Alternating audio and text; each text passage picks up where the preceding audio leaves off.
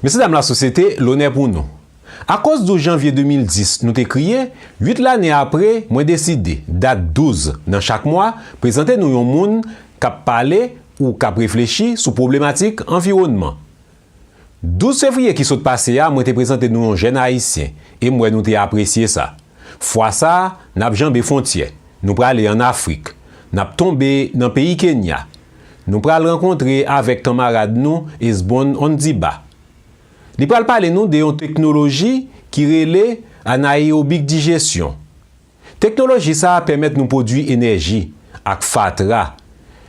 Nous ka produire énergie tout grâce à poupou ou bien caca qui sorti dans la latrine. D'ailleurs, moi t'ai fait un reportage sur ça dans Cité Soleil. Par contre si projet ça là toujours. Gen un petit proverbe qui dit bon bagay pas dire en Haïti. Par contre si c'est vrai. N'a gen Esbon sous plateau en direct avec nous depuis Nairobi qui c'est capitale pays Kenya. En attendant tout arrangement technique yo fin fait, m'a invité nous découvrir qui laisse Esbon yé. Esbon Ondiba fait et grandi dans pays Kenya. Et c'est là tout les fait études li, juste li gradué comme ingénieur agricole dans l'université Egerton dans pays Kenya. Sorti là de 2010 pour arriver 2012, Esbon te travaille dans West Kenya Sugar Company Limited comme superviseur souterrain. Quelques temps après, il te pral commencer mettre connaissance li au service l'autre jeune dans dispenser cours dans l'université Jomo Kenyatta, agriculture et technologie pour jusqu'à présent. Il te continué études li dans l'université Tsukuba dans pays Japon. Côté le fait une maîtrise dans sciences environnement et ça pas arrêté là. Kounyea, il dans deuxième année doctorat dans même université ça. Il a conduit une recherche sur technologie anaérobique digestion pour pays sous-développés. Il a déjà publié résultats recherche li dans le journal scientifique qui relève Sustainable Energy, qui veut dire énergie durable. Mais Esbon voulait faire plus toujours parce que Kounia li consacre temps dans faire recherche sur un autre sujet qui c'est ti business femme en dehors ak réseau groupe communautaire. Nous souhaitons que manœuvre technique yo bon, nous pral rejoindre Esbon depuis Nairobi. Camarade Esbon, merci d'être ou accepté répondre à l'invitation Zami Lanati pour nous parler de digestion anaérobique. D'ailleurs, vous publiez les résultats recherche qui paraissent dans le journal scientifique qui relève Sustainable Energy. Dans l'article ça ou écrit anaérobique digestion, c'est une plus bonne alternative dans la technologie durable pour produire énergie avec fatra organique. Pour qui ça? Bonjour. Over 3 billion people in the world, and that is about 45% of the world population, use biomass energy. And most of these people are in the sub-Saharan Africa and developing countries, and also they live in the rural areas. But they use this biomass in an inefficient way, and this has led to several diseases and also has led to aspects like deforestation. And anaerobic digestion is one of the simple technology where we can utilize this biomass, and mostly the biomass with organics, and decompose them and get biogas. Biogas is a gas that is 60% methane and around 40% carbon dioxide, which is flammable.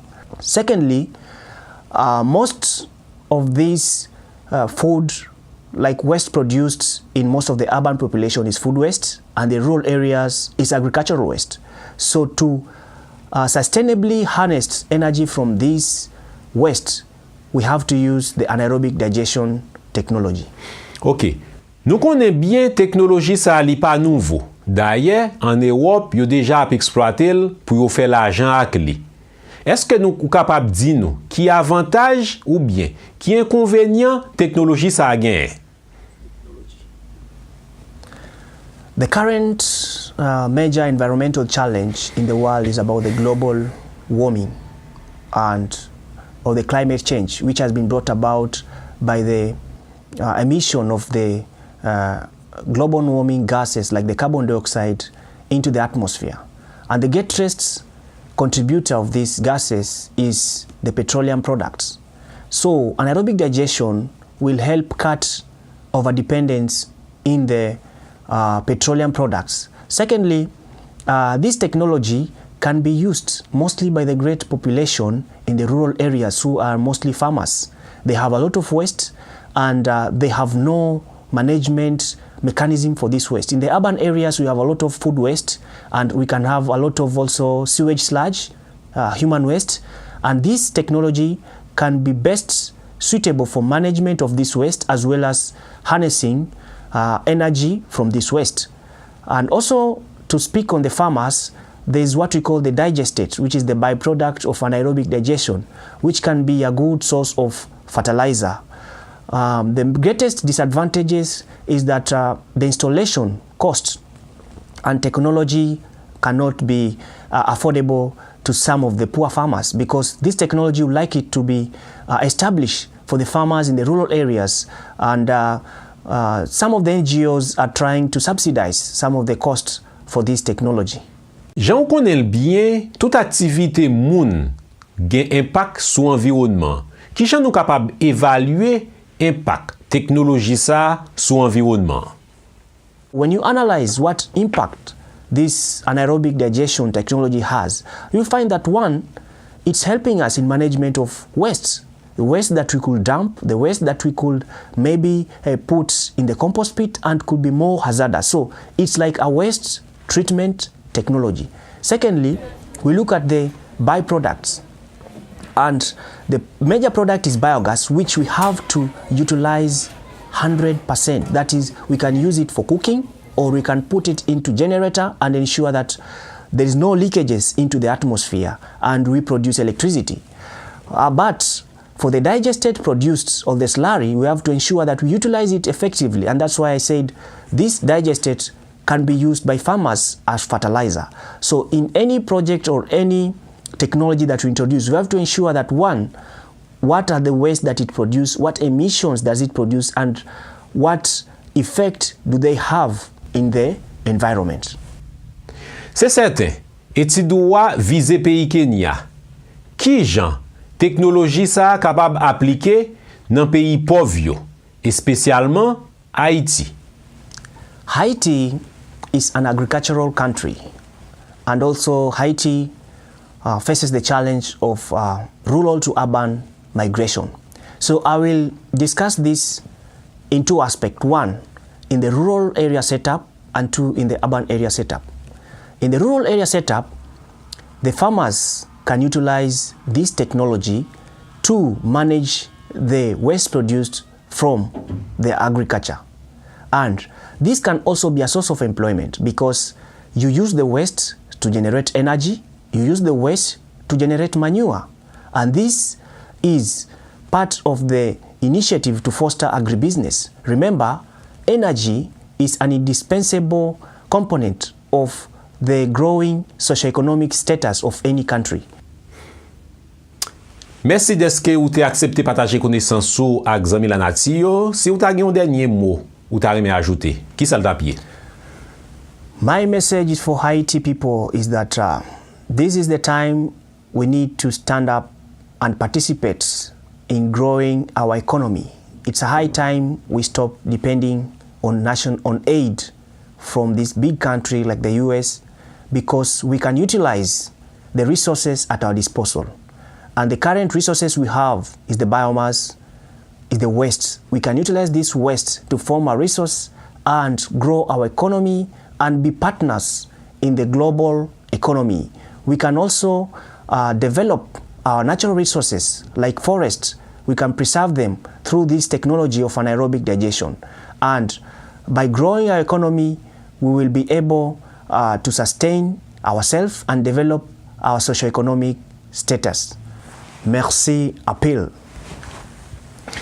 Merci en pile.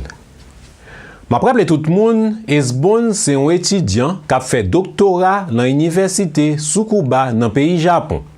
Nous souhaitons bon courage et bon succès. Kounia, combien de jeunes haïtiens qui t'a remé vin gen doctorat même Jacques Esbon? Pas connaît. Encouragez jeunes yo faire poésie, écrire roman, organiser concours, faire chanter, faire danser, apprendre à parler bien, pas qu'à résoudre problème. Ça me sot cité là yo là pour yo distraire moun. Si nous voulons comprendre, n'a comprendre. Si nous prend jeune ça yo, nous orienter yo dans direction la science. M'pense nous te ka résoudre plus problème dans pays d'Haïti.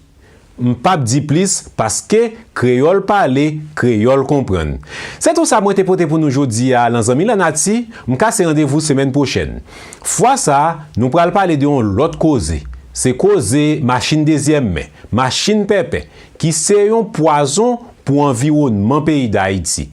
M'konne nous ta remè konn plus. Rete branché. Mais pas oublier like avec share vidéo nous yo pour plus moun ka connaît cause n'a parler yo. Rete branché pour semaine prochaine. Bye bye tout le monde.